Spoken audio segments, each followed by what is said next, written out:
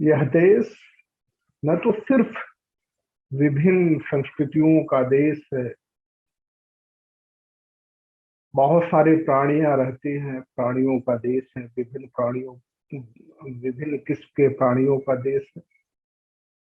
जिस देश ने हमारी परवरिश की, जिस देश ने हमें सम्मान दिया, जिस देश ने हमें विकास में आगे बढ़ने का मार्ग प्रशस्त किया, उस देश के बारे में ये कहना कि ये कितना विचित्र देश है, कोई भी संजीदा आदमी अंदर से हिल जाएगा।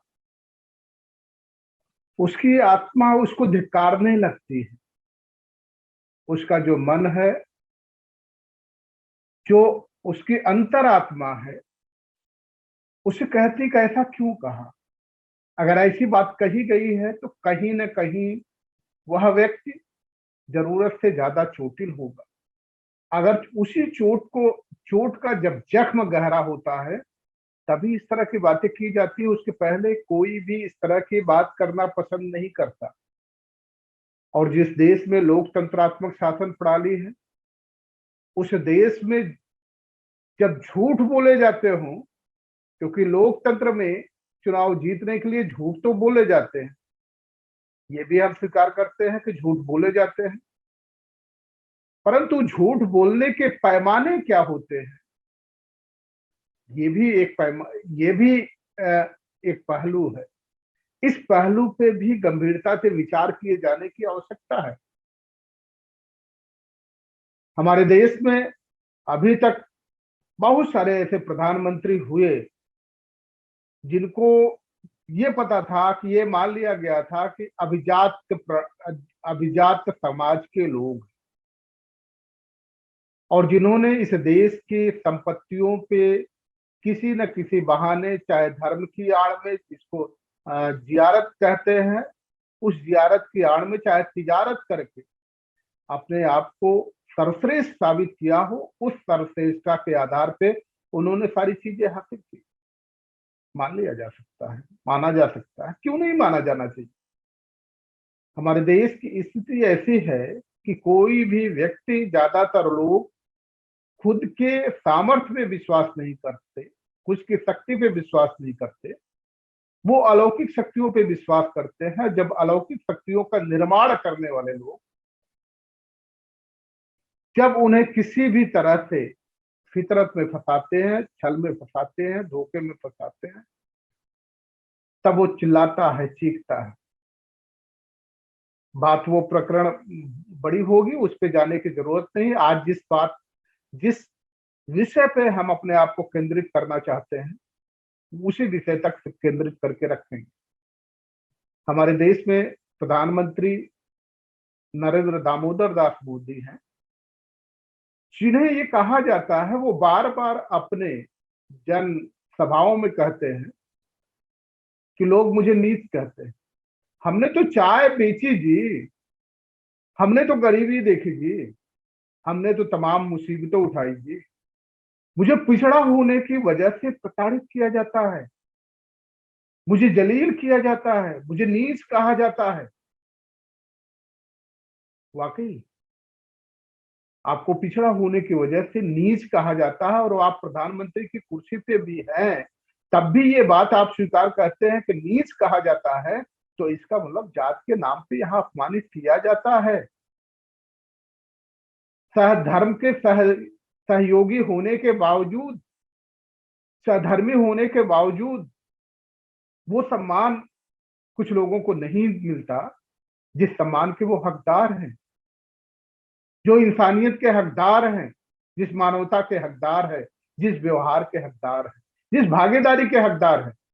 जब वो सहयोग करते हैं तो सधर्मी होते हैं, और जब धर्म की मान्यताओं को वो मानते हैं तो सधर्मी होते हैं। लेकिन जब आप वो सहभागी होने की कोशिश करते हैं, अपने अधिकारों की मांग करते हैं, तब वो बुरे क्यों हो जाते हैं। चलिए आते हैं नरेंद्र दामोदर दास मोदी पे, जिनको ये कहा गया कि मुझे जात के नाम पे नीच कह करके अपमानित किया गया। चलिए देख लेते हैं, क्या आपको नीच कह करके ही अपमानित किया गया, या बहुत सारे लोग इस देश में ऐसे हैं जिनको नीच होने का, नीच बना दिए जाने का अपमान झेल रहे हैं, और आज से नहीं, बड़े लंबे समय से अपमान झेल रहे हैं। उस अपमान को मिटाने का, उस अपमान का समाधान करने का एक ही मार्ग था कि इस लोकतंत्रात्मक शासन प्रणाली में जो व्यक्ति सत्ता के शीर्ष पे पहुंचे, और वो भी प्रचंड बहुमत के साथ पहुंचे, उसे ये अधिकार है कि ये सारी जो दुर्भावनाएं हैं, ये अपमान करने की जो लोगों की सोच है, जो मानसिकता है, जो पुरातन सोच है, उस पुरातन सोच को खत्म करने के प्रयास किए जाएं। और ये तब होता है जब जिस समाज को अपमानित किया जा रहा है, जिस समाज को पददलित बनाया गया है, जिस समाज को उपेक्षित रखा गया है, उस समाज की जब सरकार के कार्यों में सहयोग करने वाले संस्थाओं में पूरी भागीदारी होती है, बगैर भागीदारी के वो समाज कभी प्रगति नहीं कर सकता, उन्नत मार्ग पे नहीं जा सकता, और न ही ये अपमानजनक शब्दों से वो निजात पा सकता। उसके निजात पाने का एक ही तरीका है कि उसकी हर जगह भागीदारी हो। जब प्रधानमंत्री नरेंद्र दामोदर दास मोदी ये कहते हैं कि मैं पिछड़ा हूं और पिछड़ा होने की वजह से मुझे नीच कहा जाता है, तो एक आंकड़ा उठा करके देखते हैं कि अगर आप पिछड़े होने की वजह से जो नीच कहे जाने का दर्द था, जो दर्प था, जो डंस था, वो डंस अगर आप झेल रहे होते, वाकई आप उस समाज से ताल्लुक रख रहे होते, तो देश के सर्वोच्च कुर्सी पे पहुंचने पर आपके पास वो रणनीति होनी चाहिए थी कि ये दंश जो हम झेल करके यहां तक आए हैं, वो दंश समाज न झेले। आपको कोशिश करनी चाहिए थी कि कोई भी समाज तब तक वो सभ्य समाज नहीं कहलाता जब तक उसमें शिक्षा का पूरी तरह से प्रचार और प्रसार न हो, जब तक वो शिक्षित न हो जाए, जब तक वो अपने अधिकारों को जानने न लग जाए। तो क्या इन इस समाज के लोगों को, जिनका दर्प आपको था उस समाज में पैदा होने का, और वहां पहुंचने के बाद आपने दर्प जाहिर किया, ठीक है मैं नीची सही, लेकिन मैं यहाँ पहुंचा हूं, तो उन लोगों को उस कलंक जो कलंक दिया गया, उस कलंक को धूमिल जो कलंक दिया गया, उसको पूरी तरह से साफ करने के लिए पहुंचा हूं, धोने के लिए पहुंचा हूं। अगर आप वाकई इस तरह के होते तो आपको सबसे पहले देखना चाहिए था कि हमारे देश में जो प्राइवेट यूनिवर्सिटीज हैं, अगर उस पर कोई कानून नहीं लागू कर पा रहे हैं अभी, तो कम से कम जो केंद्र के अधीन सेंट्रल यूनिवर्सिटीज हैं, जो केंद्रीय विश्वविद्यालय हैं, उस केंद्रीय विश्वविद्यालय में आप एक नजर दौड़ा करके देख तो लेते, वहां जो अध्यापन कार्य से जुड़े हैं, उस अध्यापन कार्य में जुड़े हुए लोगों में पिछड़ी जातियों की भागीदारी कितनी है। चलिए मैं शेड्यूल कास्ट की बात नहीं करता, शेड्यूल ट्राइब की बात नहीं करता, अभी जिस समाज का आप नेतृत्व कर रहे हैं, जैसा कि आप दम भरते हैं, बाकी वो पिछड़ा समाज तो खुद ही आकलन कर लेगा कि आप वाकई पिछड़े हैं कि नहीं है। आप इनके बारे में कहा जाता है कि 2001 में जब ये चीफ मिनिस्टर बने थे, तो एक नोटिफिकेशन के जरिए अपनी जात को इन्होंने पिछड़े पिछड़े में, ओबीसी में शामिल कर लिया था, जबकि ये पिछड़े है नहीं। ये उस वैभवशाली व्यवसायियों में आते हैं, जो सवर्ण समाज में आता है, अगड़े में आता है, पिछड़े में नहीं आता है। इनके बारे में ये कहा जाता है, बावजूद इसके अगर आपने ये दम्भ दिखाया कि मैं पिछड़ा हूं, चलिए पिछड़ा में आपने आपको शामिल कर लिया, तो हम ये देखते हैं क्या उस दिशा में आपने कोई काम किया कि पिछड़ा प्रगति पथ से आगे बढ़ सके। पिछड़ा वाकई जो पिछाड़ दिया गया है, वहां आगे बढ़ सकता है, और वहां आगे पहुंच सकता है कि नहीं पहुंच सकता है, उस दिशा में क्या वाकई आपने कोई काम किया। यदि आपने उस दिशा में कोई काम नहीं किया है, तो ये समझना चाहिए कि फिर आपके जो दावे हैं, वो दावे पूरी तरह से खोखले हैं, और उन खोखले दावों के साथ आपके उन खोखले दावों को पर कितना भरोसा किया जाना चाहिए, एक नजर दौड़ा करके देख लेते हैं। हमारे यहाँ जो केंद्रीय विद्यालय है, वो केंद्रीय विद्यालयों की संख्या 41 है, 41 है। और उसमें जो पद सृजित किए गए हैं प्रोफेसर के पद 1125 हैं।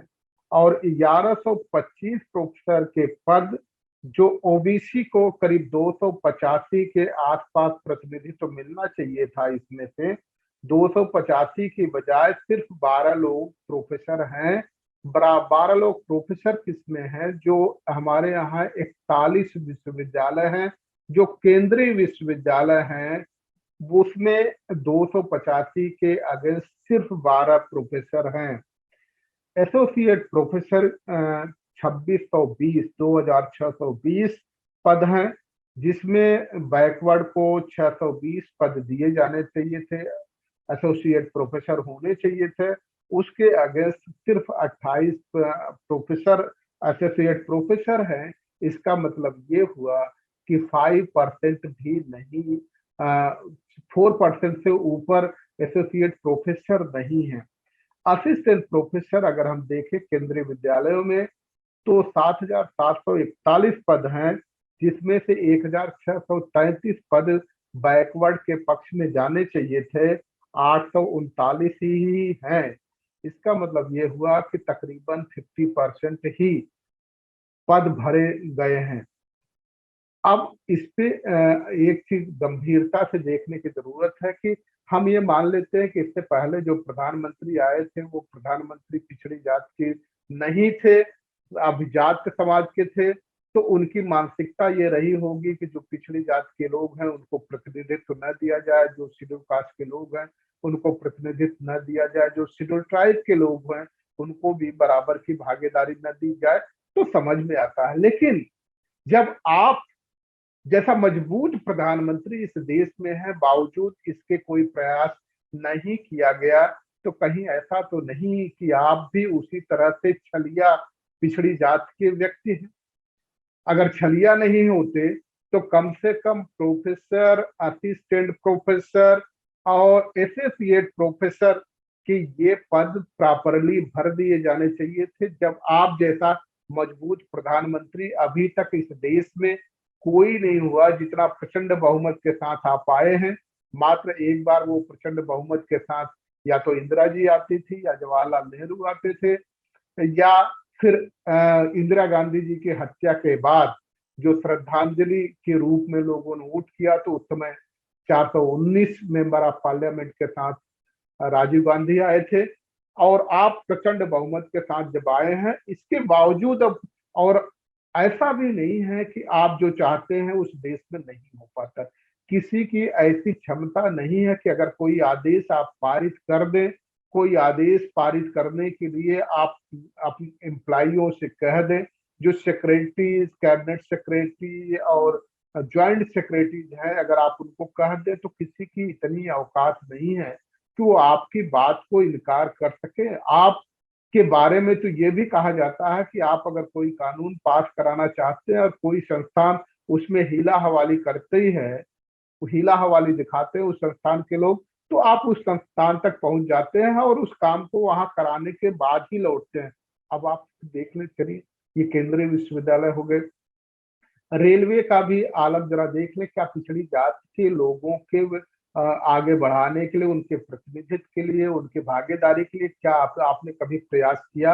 यदि प्रयास नहीं किया तो इसका मतलब ये लगता है कि ये दावे फिर आपके खोखले हैं, और खोखले दावे कभी कारगर नहीं हुआ करते। इसका मतलब ये लगता है कि दूसरे लोगों को कथनी और करनी में जमीन और आसमान का अंतर था, लेकिन आपकी कथनी और करनी में जमीन आसमान का अंतर तो छोड़िए, आपकी कथनी कहीं और करनी कहीं।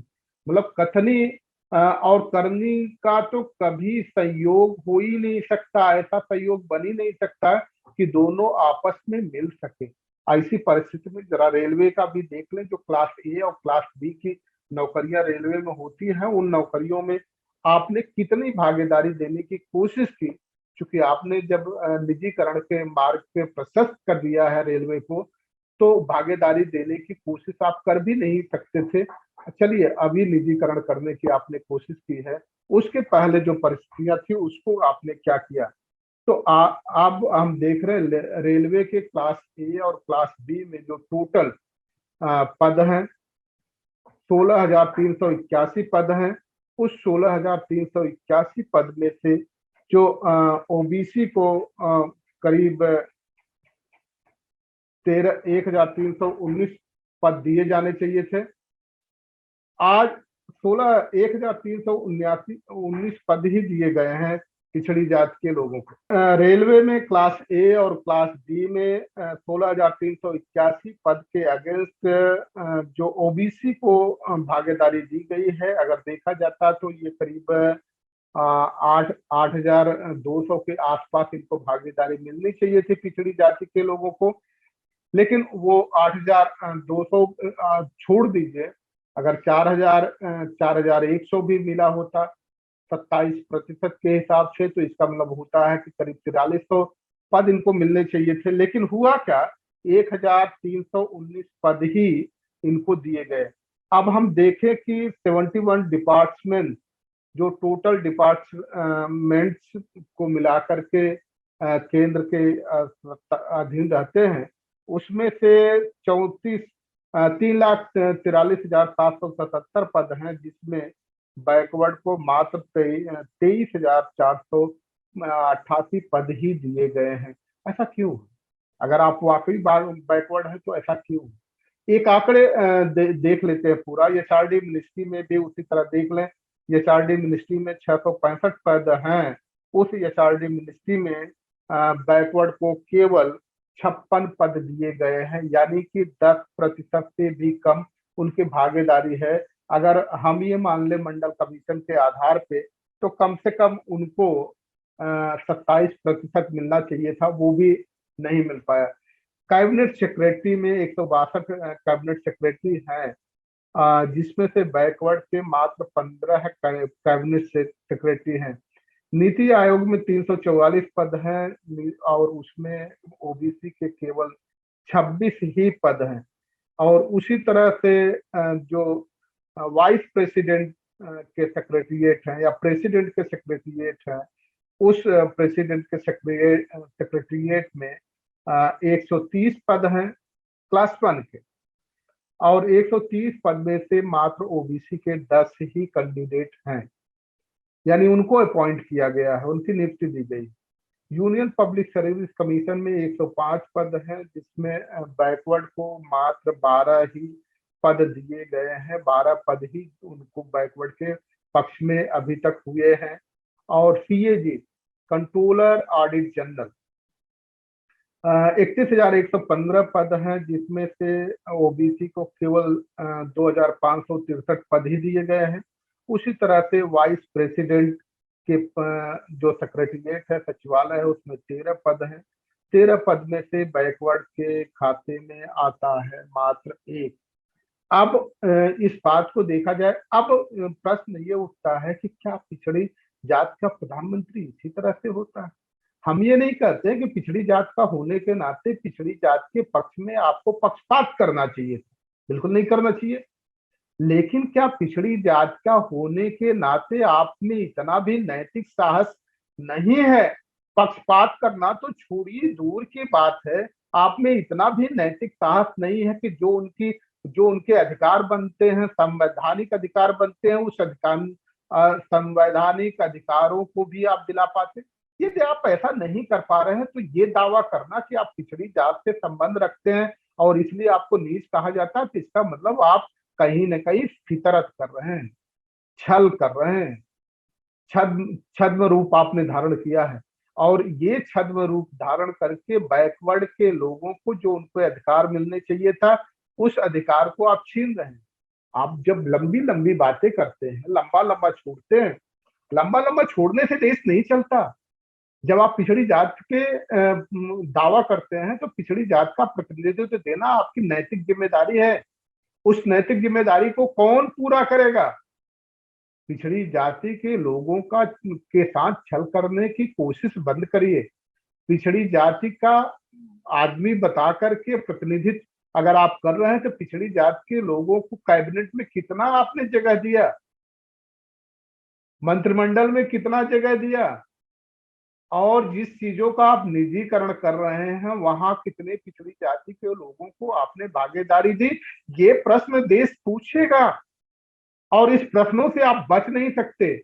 वैसे आपकी आदत है, प्रश्नों को आप सुनना नहीं चाहते, मन की बात करते हैं, और मन की बात करने वाले दूसरे की बात सुनना नहीं चाहते। ऐसी स्थिति में आप खड़े कहाँ हैं, और आपके खड़े होने का राज क्या है? इसका मतलब पिछड़ी जाति के लोगों के साथ धोखा कर रहे हैं। आप पिछड़ी जाति के नहीं हो सकते, पिछड़ा वर्ग के नहीं हो सकते। अगर पिछड़ी जाति के होते तो सबसे पहले मंत्रिमंडल में पिछड़ी जाति के लोगों की भागीदारी सुनिश्चित करिए। उनकी 52% आबादी है, तो 52% आबादी के आधार पे उनको मंत्रिमंडल में शामिल करिए। और जो मंत्रिमंडल को चलाने वाले लोग सेक्रेटरी हैं, कैबिनेट सेक्रेटरी हैं, ज्वाइंट सेक्रेटरी हैं, और उन सेक्रेटरी के डिप्टी सेक्रेटरी है, उसमें पिछड़ी जाति के लोगों की भागीदारी सुनिश्चित करिए। अगर ये नहीं सुनिश्चित करते तो आप में इतना कम से कम साहस होना चाहिए कि आप पिछड़े होने का दावा नहीं कर सकते। दावा भी करेंगे और काम भी नहीं करेंगे। इसलिए पिछड़ी जाति के लोगों को गुमराह करना बंद करिए। ऐसी स्थिति में आपके सामने चुनौतियां हैं। अगर चुनौतियां आप स्वीकार करते हैं, पिछड़ी जाति के लोगों को भागीदारी देते हैं, उनके पॉपुलेशन के आधार पे, उनकी जनसंख्या के आधार पे, तो आपका खैर मकदम। अदरवाइज ये कहना बंद कर दीजिए। और पिछड़ी जाति के लोगों को समझना चाहिए, कोई ना कोई ये छलिया है जो छल कर रहा है, बार बार छल कर रहा है। आपके प्रतिनिधि होने के नाम पे छल कर रहा, और पिछड़ी जात का प्रतिनिधि होने के नाम पे अगर कोई गद्दारी करता है तो ये पिछड़ी जात का कभी भी आचरण नहीं रहा है। आचरण सुधारिए। ऐसा व्यक्ति कभी, पिछड़ी जात का ऐसा व्यक्ति कभी हो नहीं सकता जो वादे कर ले और वादे से मुकर जाए, ये संभव नहीं है साथियों।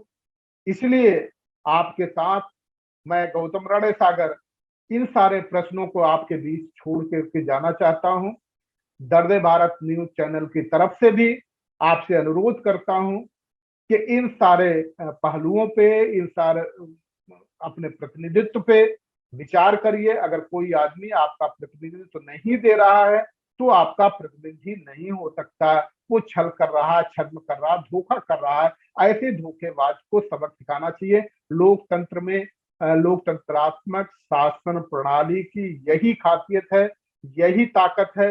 ऐसा धोखा देने वाले लोगों को फिर किसी भी कीमत पे आपको बर्दाश्त नहीं करना चाहिए, क्योंकि ये राज उनकी बकौती नहीं है। आप सब देश के जो नागरिक हैं, वयस्क मताधिकार के आधार पे वो आपके प्रतिनिधि हैं, और उस प्रतिनिधि को इस धोखा देने का, छल करने का कोई अधिकार नहीं है। आप सभी हमारे साथ जुड़े, बहुत बहुत धन्यवाद। फिर नए मुद्दे के साथ आपके बीच उपस्थित होंगे। तब तक के लिए आप सभी का अभिवादन।